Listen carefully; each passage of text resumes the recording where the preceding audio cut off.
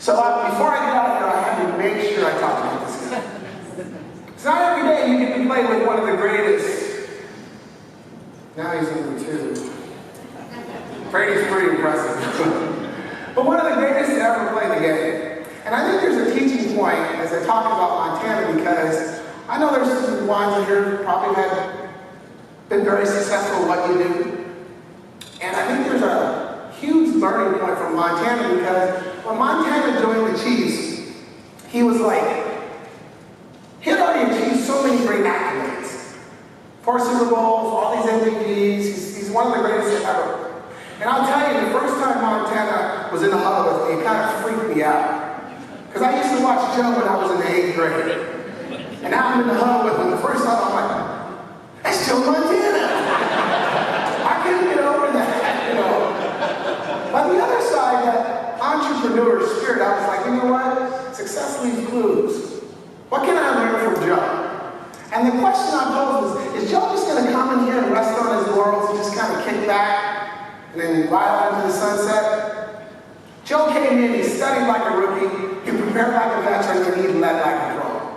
He was a consummate leader, and he produced what I call the Montana effect. Because out of my 9 years, that year was the only year I got 1 game away from the Super Bowl. And a lot of that had to do with the impact Joe made. So again, as those who are leaders in their leading teams, think about the impact you can make on those around you. One thing that Joe impressed me about, Joe led from the front. Because leaders lead from the front. They don't wait for someone else to lead. They take the lead. They set the pace. They set the tempo. And right away, Joe's leadership, from how he prepared, how he practiced, how he executed in games, it was so contagious. And it affected all of us. As leaders, how do you do? Do you expect someone else to do the things that you're not willing to do yourself? Do you set the example? Do you have that freeness of speech? And Joe was very precise. He's very accurate. He was painstaking attention to the details.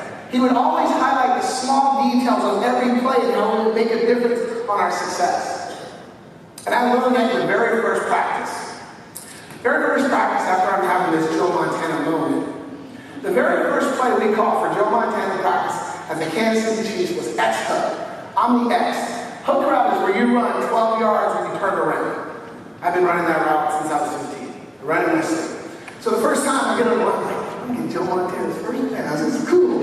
So I line it up. The ball's high. I take off. And about 10 yards, I go to plant. Boom! He hits me in the back of the head with the ball. Now, I've ran this route for years, and no quarterback has ever done that. And Joe goes, come here, kid. He said, I've already read the defense. I don't wait for you to get open. I throw before you get there. This is what he means. So most quarterbacks, if you're throwing that X-hook, they draw back like this and they stare at the guy. And they plant and they throw, which makes it easy for everybody to converge. Joe would draw back like this and stare forward, throw the ball, and then turn his head. And that millisecond would keep that hole open. But he said, you have to be faster at your top and get your head around and expect the ball to be there. Don't wait for the ball. That was a small little detail that changed my game whenever I ran those routes to the top. How do you do on the small details? Do you understand the importance of focusing on the small details? Because they can lead to the big wins. And then Joe he refused to give up. He refused to give up. No matter how bad the game was, how bad the situation was, he just wouldn't quit. And understand this. Joe's last year was 37 years old. He had multiple back surgeries and prior to, and physically he was beat up. And I remember watching him, like we were playing this Monday night game against the Broncos, and we're losing and we get the ball with a minute left. And Joe's got his elbows all busted, and we're on the 20-yard line. We got to drive down the field, and I'm looking at Joe. His arm is swollen, he's worn out. But Joe was not giving up. Joe looked in our eyes and said, guys, we're going to win this game. No matter what. But it was that never, never quit attitude that again inspired us. And we marched right down that field and we won the game. So again, the question is, how do you respond when adversity hits you or hits your team? How do you respond when you deal with those obstacles? Do you give up or do you find a way? And the last one is this, and I think this is probably the most important. Because sometimes in life, we can have a great week in our businesses. We can have a great day. We can have a great month. We can have a great year. And human behavior sometimes is to let up, slow down, take our foot off the gas. Joe never did that. He was always trying to get better. He was never satisfied. He had this attitude, okay, guys, here's the goal. Here's what we're striving for. Let's hit that. What's next?